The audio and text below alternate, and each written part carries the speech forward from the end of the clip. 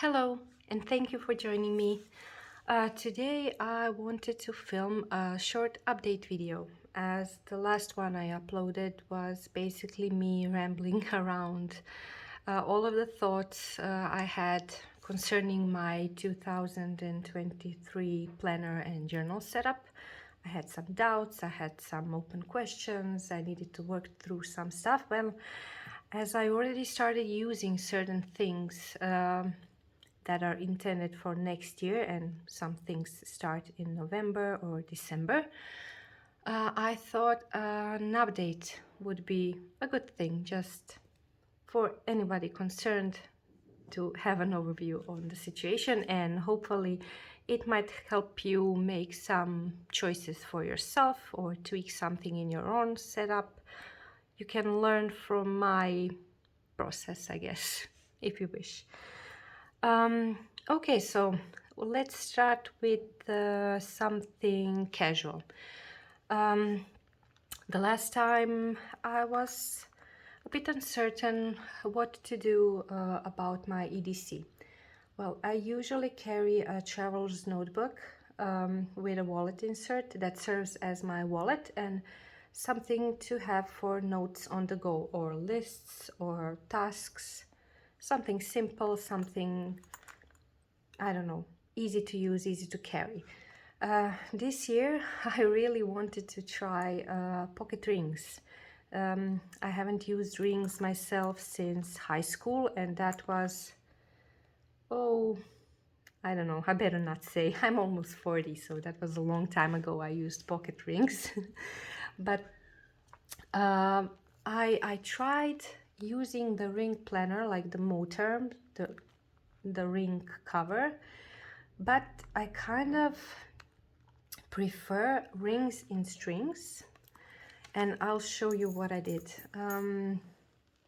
I took the Moterm rings out of the planner, they're really easy to remove, and I tucked them in these strings, which gives me kind of more freedom because I can so easily take them out, but at the same time they're really in there, really sturdy. They don't budge. It's not flimsy at all. So it gives me the freedom to remove this if I don't know, at some point, if I decide not to use this configuration, and I can tuck in a passport size notebook or a pocket size insert, whatever. Complete freedom and adjustability. So this is a Chic Sparrow, I think it's called Drummond. It's an Austin leather, and I got it secondhand from a buy-sell trade group from a wonderful lady, and it was in pristine condition. I have decided to put on charms because I love them. But this leather is absolutely gorgeous. It's very smooth, very shiny, but it dings up so easily. In my book, this is a plus because I love this. I love seeing scuff marks, and you see how the leather already molded around my things. It was absolutely brand new when I received it. This all happened within a couple of weeks that I had it. So be careful if you don't like this. Never put a charm. Carry it in your bag in like in a pouch, because this will mark up. But as I said, this is my preference and I don't baby it. So it basically serves as my wallet. This pocket rings, it's basically a lot of decoration because it makes me happy, and note paper, like simple grid. And then I have like, this is a year with birthdays and important dates. These are some lists for skincare products. Again, decoration, because I was in a mood to sit down and punch papers and cut out and print vellum and make dashboards, and that's what I did. I have absolutely no use for these dashboards. They have no functional use whatsoever, but as I said, I was in a mood to do it and I did it. Okay, this is a tracker I use when I buy certain products to see how long they last me. So in December, I bought a shower gel from CeraVe. I bought face wash, like mousse to wash your face. I bought, what's this?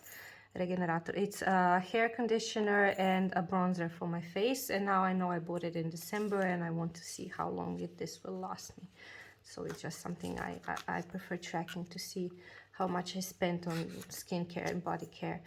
Again, notes for skincare, for cleaning, schedules, another dashboard that serves absolutely no purpose except for it being fun. I mean, it's just fun to look at this. And yeah, that's it, some sticky notes. So basically this is a lot of fluff, a lot of note pages. I can just note something and I usually tear it out when I'm done, so there's nothing here. And yeah, tasks, lists. So this is for on the go. And the wallet insert is here. So some receipts I need to keep, some dot stickers, and yeah. I can't say this is a must-have, and this is something that's very functional to me. I can't say this is like something I cannot live without. It's basically for fun. It's a wallet and it makes me happy.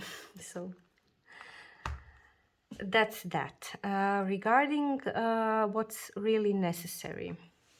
In the last 3 weeks, I think, I have absolutely fallen in love with the Nolte. And that's quite unexpected because I wasn't sure I'm gonna love it so much because it's a really tiny format. So yeah, when I was talking about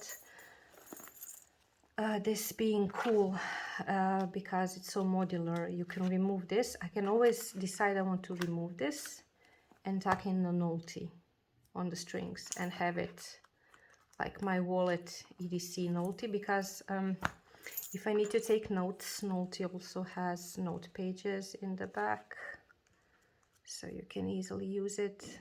I just wouldn't tear it out then, but I would keep it inside, but there's note paper. And this can easily fit the Nolte and another thin insert in passport size, so I can use that for notes.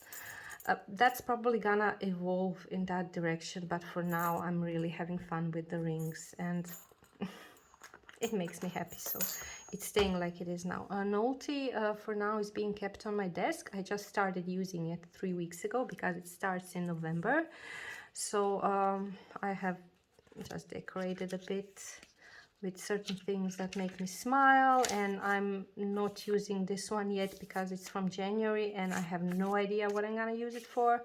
Probably won't track anything here. This is like a personal tracker, and then the weeks start. So here we are. It's basically all weeks like this. So this is the first week I used it. This, on the other hand, is very functional and very concise. It's appointments I have that day, or a certain important task I have to finish that day, or like a memory. We decorated the tree here. This is not an important task or an appointment, but I wanted to note that we decorated the tree and I had a light fever because my ear infection probably started around there. So I took a note of that, and here are tasks and to-do list. What I need to send out in the mail, what I received in the mail, what I have to buy, what I have to do, and a little decoration.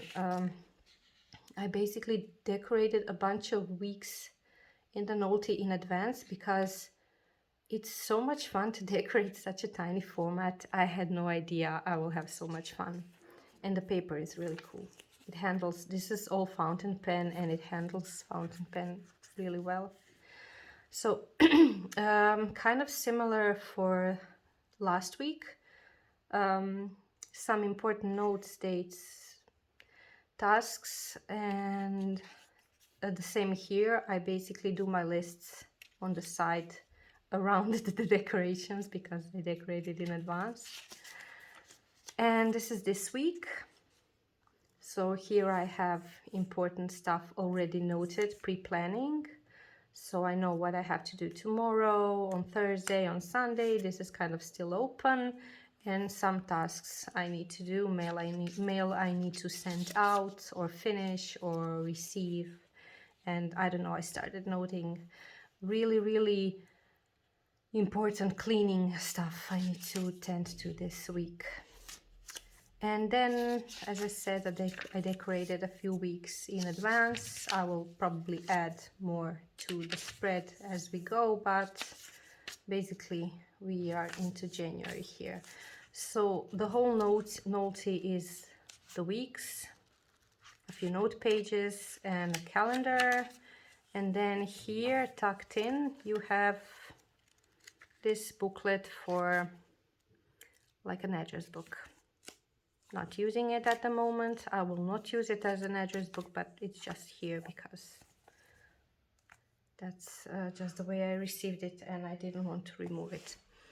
The other thing I love about the Nolte is the cover, because this one is the Nolte Gold and it's the really smooth and thin leather, and it's actually very pleasant to the touch and very flexible and very light also. So if it's being tucked into the purse or even the pocket of your, I don't know, shirt or something, it's very light.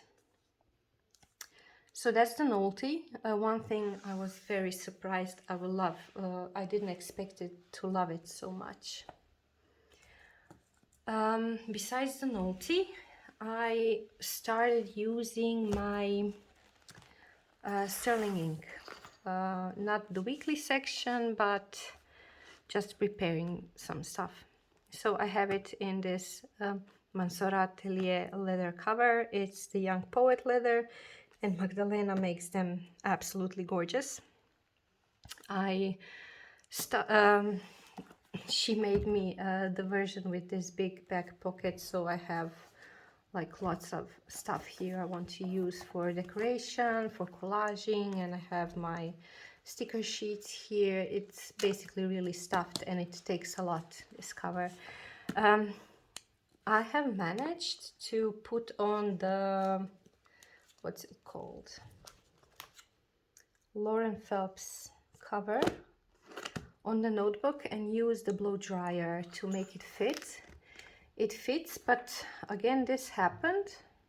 I'm not sure if it's the cover's fault or I was kind of not really, I was folding it a lot here, so maybe I caused it, but the spine is already, you see, it's kind of going, it's going outside, but we'll see how it behaves. Again, I was not really gentle with putting on the cover on it. Okay, so I reinforced the front and back. What I found with the sterling ink that bothered me is that these front and back covers, the textile feel is wonderful, but they are so thin and flimsy, and even with the plastic cover on cover, I had a feeling it was bending all over the place. And I have it on the strings, so maybe that's why I was not happy with the way it felt. So I glued on a piece of cardboard here and attached it with washi, and did the same here. So this is a piece of cardstock or something, and it's just pasted on the cover and adhered with washi. So now it's like a sturdier cover. So this is the one thing. If I wish anything was improved in the common planner, it would be that the front and back covers are a bit more thick. That would be my wish. But again, it's subjective. A lot of people like to have a soft cover on the notebook. So yeah, it's not for everyone. So regarding sterling ink, I started doing some decoration just for fun and started using the monthly. So basically, again, important dates and appointments, and I find this redundant. Okay, it was fun to decorate and play around and use the beautiful stickers from Papirella, and this is the Little Raven Ink printables and Dodolulu, and yeah, it's all fun and games, but this is again redundant because I have the same important dates in the Nolte, and okay, it's different when you view it on a monthly. You can more easily track some stuff or maybe get a feel for the entire month, but I don't feel like transferring data from one planner to another. I feel like I put a note here and then, oh, I should put it in my monthly also, and I don't like doing that. So maybe I will abandon the monthlies. I'm not sure. We'll see. Or maybe I'll, for certain months, I use the monthly and not the weekly in the Nolte. I have no idea. This is still open. Or another thing I sometimes do, if I don't want to leave the pages completely empty, I put in birthdays and anniversaries and public holidays. And I have just like an overview of that for memory or something. So the monthlies are a mystery for now. And the weeklies, again, here's the weekly section. I started preparing the first week that starts on December 26th and decorated a bit in advance. And yeah, I also, oh, well into January. Yeah, well into January I pre-decorated, and this will be like my main weekly journal, let's say. So functional, more like weekly journaling, memory keeping stuff. That's the plan for the sterling ink, and I already started journaling a bit. I really enjoy tucking in printed vellum lately. So I tucked in this sheet from Little Raven Ink, and it separates the weeklies from the blank journal pages. So I journaled just once in this notebook just to test out the paper. And regarding the paper, I didn't think I would notice a difference from the Tomoe River paper, the old kind and the new kind. Okay, so I'm not gonna go into all the details because I really don't know the whole story, and I don't have the time or the energy to go investigate the internets and find out what is the old, what is the new, why, what's different, which factory does what. I don't have time for that. So, but I did notice the difference in this paper. So it's really minute, but the fountain pens I use, the same pen does not glide the same way it does on my Hobonichi Weeks, for instance. So it's not the same feeling. It's not bad or it's not good. It's just a different experience. And one thing I noticed, I really just used a tiny bit of watercolor somewhere. I think I colored in this little star from the stamp. Oh, here, yes. If I use a brush and want to work around some watercolor, I never feared on Tomoe River paper, I never feared of breaking or peeling the paper, like those, you know, peeling when those little bumps on the paper occur. They happened here. I wasn't rough or anything. It was a tiny, it was this brush. It was this little water brush I used. And I'm tried to blend some watercolor or something. And I noticed peeling on the paper. And that really surprised me because I never saw that on Tomoe River. And I'm being extra careful just to be very gentle when I smudge some watercolor. I will try to do more stuff. Yeah, here, like these are watercolor pencils and I blended them in with the water brush. And here I noticed that happening, like the paper is degrading, disintegrating, I'm not sure. So I will keep you posted about that. If you are someone who likes to watercolor in their journals, I know some people do really elaborate stuff, paintings in their Hobonichi. I'm not sure if that's something that will be possible on this paper. It still has that, it gets that crinkly feel, okay? It didn't bleed through, just a bit of ghosting, but it's definitely a different experience. So that's something I will keep an eye for. Okay, I'm gonna lose my voice soon because I'm currently recovering from an ear infection and I had a bit of a cold, so my throat is kind of funny feeling, and I have a feeling I sound a bit froggy, but we'll make it. We're almost done. So I have been getting a lot of questions regarding my tarot journal. And first of all, I would like to say something like a disclaimer. I know so very little about the tarot. I have not studied it properly. I'm not knowledgeable in the craft or art of tarot reading. I do not use them for foreseeing the future or to plan my activities according to what the tarot says. I know nothing about that. I never inquired about that. Sometime last year when I started going to therapy for certain things I wanted to work through with some help, I've encountered associative cards, and that was a very pleasant experience for me. It was tough, it was difficult, it was challenging, but I really enjoyed working with them.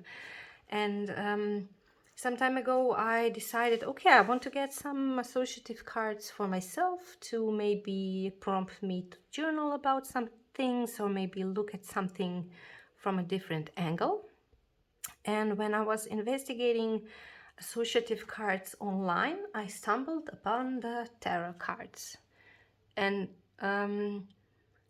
also a friend suggested looking into them, and yeah, a lot of things happened simultaneously. I got a recommendation for this book, Tarot for Change from Jessica Dore, and I read the book and I was so very intrigued and mesmerized by the way that tarot cards can be used, or how each and every one of us can interpret a card to provide a certain meaning that is relevant to us at that moment.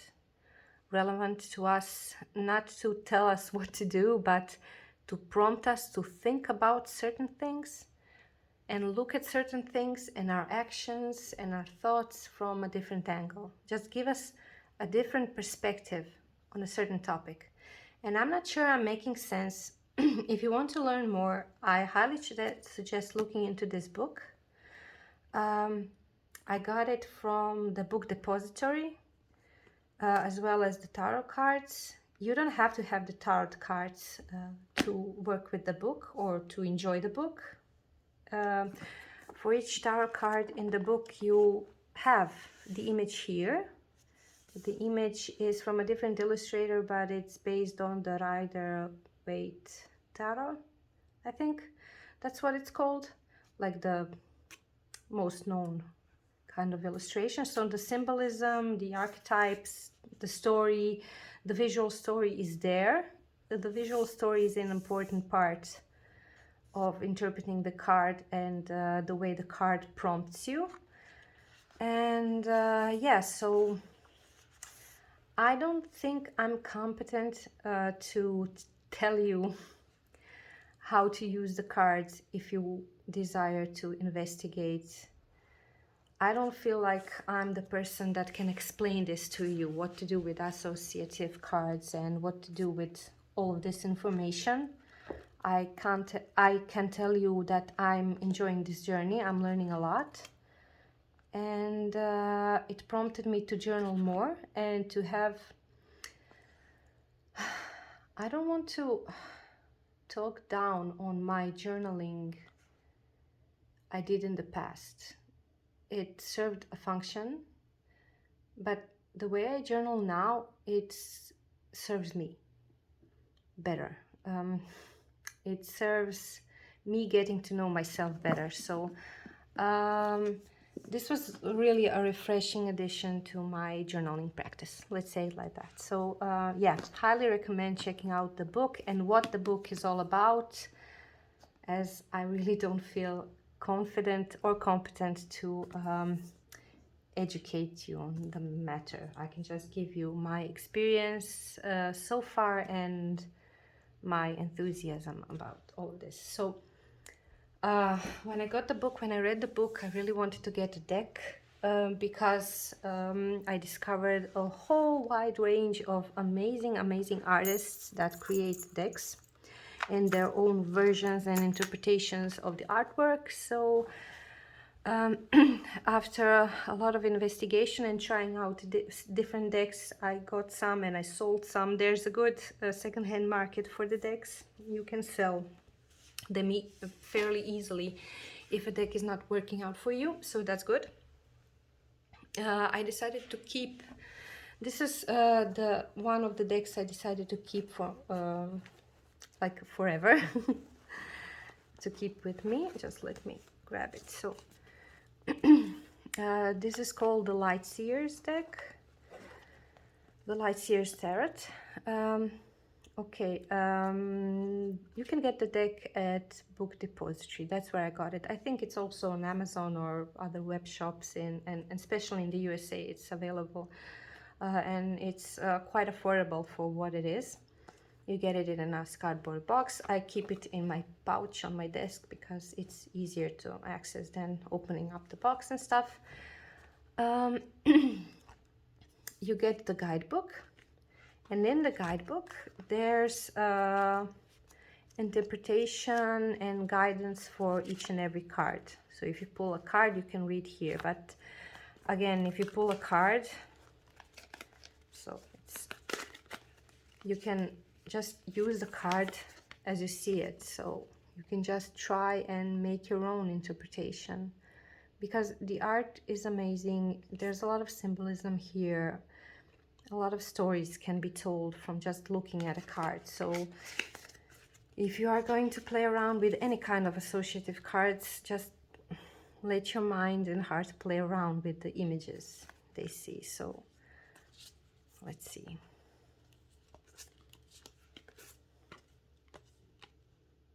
This is the Death card. Like, it's really powerful to look at it. I'm just gonna flip through some cards so you can get a feel for the deck and the art. So this is the King of Cups. Each card has a name and there are suits, and it's like a whole system. You can investigate, or you don't have to, if you want to use the cards or just look at the cards. So I love the Fool. It's just a beautiful image. Also, the colors really speak to me. It's a color scheme that I really enjoy. And look at the Hermit.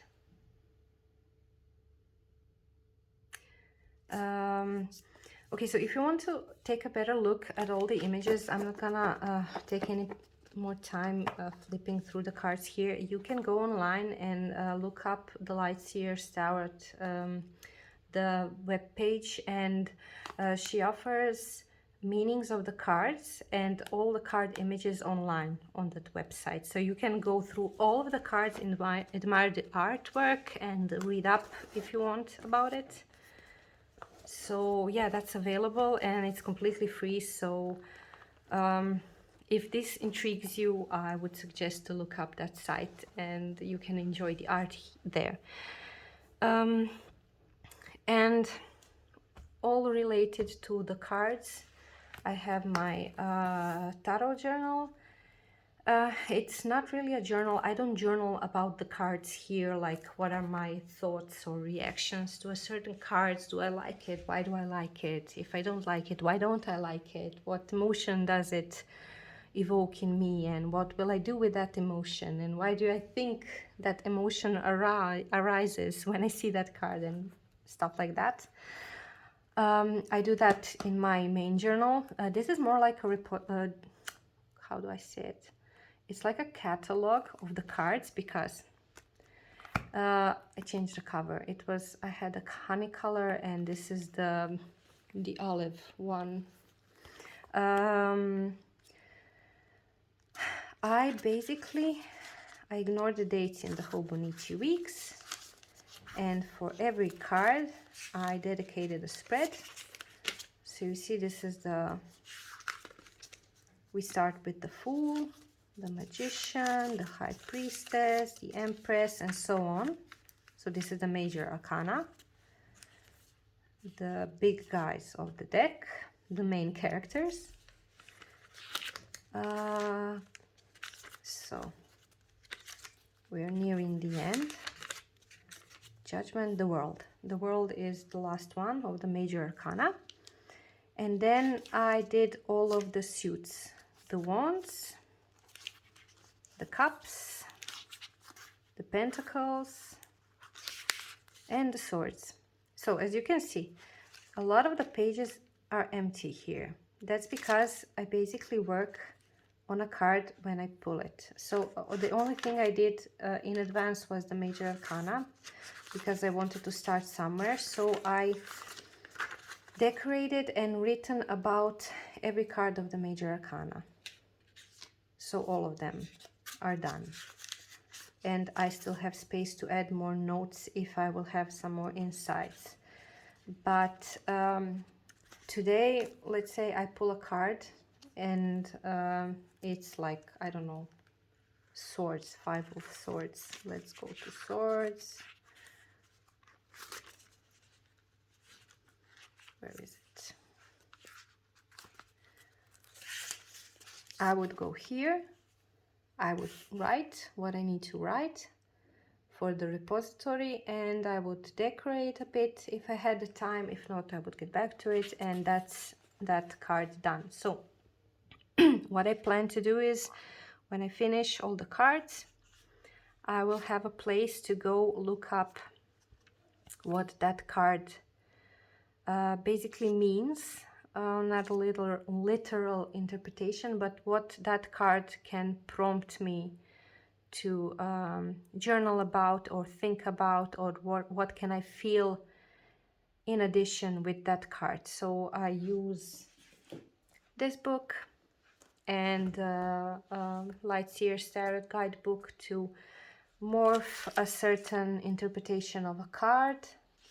I put a short note here. I also really like the Light Seer Tarot. There's a Light Seer and a Shadow Seer, depending interpretation depending on how you turn around the card.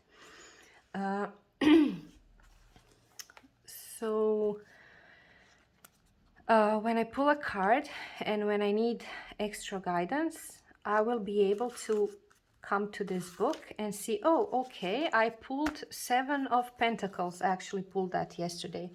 And here I can read, oh, okay, in the Light Seer Tarot Guidebook, these were the important notes I took from there. So this reminds me of this and that.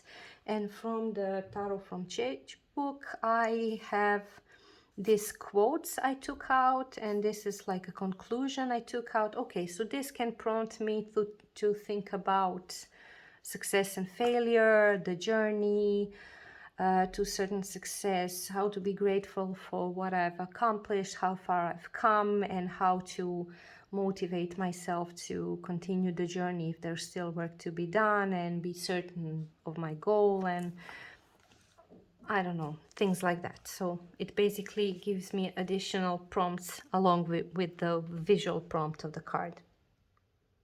God, I hope that makes sense. It makes sense in my head, But this is basically something I learn as I go, and I change things a lot. Like you can see, like for the Queen of Wands, I had a lot to say. I did, in fact, even journal a bit in here because I had things to say. It was a really powerful card. I drew at a very important question I asked myself, so it was really important for me to really work through the card at the time. And that's why I'm happy, because here this is not a lot of space, but for certain cards like the Three of Swords, I still have a lot of room to process more or add more if I learn more about that card. And also there is some blank space here, and just in case I have a little blank additional notebook if it will be needed, because I really want my tarot prompt stuff to be in one book. Okay, I think I covered everything. It's like 36 minutes into the video. I do not edit my videos. I do not have the time, the energy, or the willpower to do it. So in all honesty, I just press play and I start talking, and that's what you get on YouTube. Uncensored, unedited. What you see is what you get. And that's the best I can do at this moment. And I think it's like the most genuine. You get the most genuine me.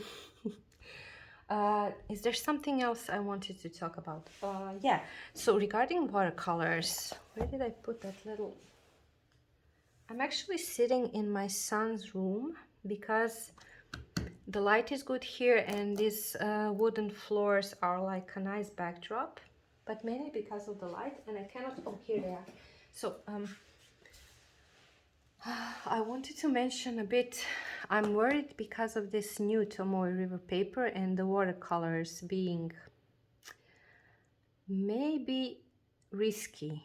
I will try some more, and for that purpose I wanted to have a tiny little watercolor palette on my desk. Not the big ones, because I have this big one. I really love it, but I don't use it so often. This is a beautiful tin I got from Clerchi Studio, and here are a lot of her metallic watercolors, some of her handmade matte watercolors, and these are the creative kinds, like 1, 2, 3, 4, 5, 6. These 6 are from the creative kinds. These here, they're beautiful.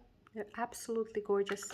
I removed them from this little tin, so I have all my metallics in one palette and all the mattes that are handmade in this row. So this is a really beautiful little like mixed palette with gorgeous metallics and mattes. I mostly use for some accents, and I don't reach for this as much as I would like to, honestly, because it's really heavy, and it, even though it's not big, it takes up a lot of space on my desk, so I just reach for it occasionally. But I want to have something on my desk all the time so I can do little things in my journals.